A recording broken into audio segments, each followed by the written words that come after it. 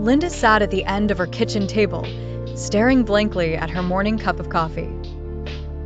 The warm sun streamed through the window, but it was not enough to thaw the chill that had settled over her heart.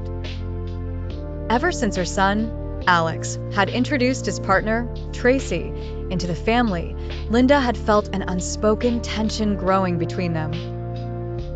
At first, it was subtle. Tracy's smile seemed a little too forced. Her words, though polite, carried a sharpness that Linda couldn't quite place. Then, slowly, things began to change. Alex, once warm and easygoing, started skipping their regular Sunday brunches without a word. When Linda reached out, she was met with clipped conversations and curt responses.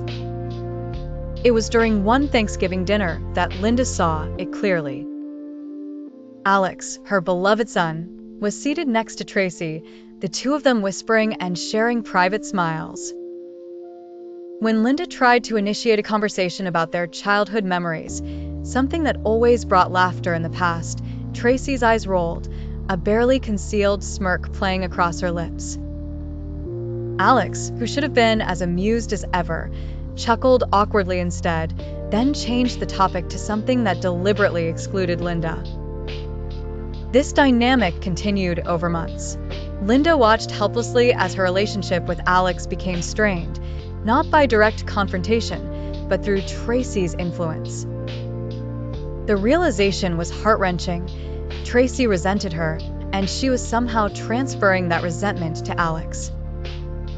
Linda remembered a recent discussion with her close friend, Mary. "You're not imagining it," Mary had insisted over coffee. "That fake smile Tracy wears is just a mask for hostility, and it's being passed down, however indirectly." Concerned, Linda decided to handle the situation delicately. She invited Alex over for dinner, ensuring Tracy was absent, so they could talk openly. Over the familiar comfort food from his childhood, Linda broached the subject gently. "Alex, I feel like we don't talk as much anymore," Linda began, carefully gauging his reaction. "I just want to understand what's going on." Alex shifted uncomfortably, avoiding her eyes. "It's just been hectic, Mom," he mumbled. Taking a breath, Linda pushed forward. "Is it Tracy? Does she feel uncomfortable around me? I've noticed things have been different."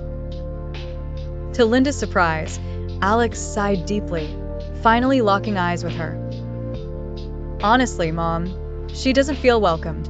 She thinks you're unapproving," he confessed. The conversation stretched late into the night, Alex and Linda exchanging thoughts and feelings they'd both held back for months. As difficult as it was, it became therapeutic for both, unveiling misconceptions and misunderstandings. Linda offered to meet Tracy for coffee, promising to bring an open heart and mind. To her relief, Tracy accepted, albeit cautiously. Their encounter was a small but significant step toward rebuilding trust. Each expressed their fears and assumptions honestly. Tracy admitted she felt overshadowed by the bond Linda and Alex shared, while Linda reassured that her disapproval was misperceived.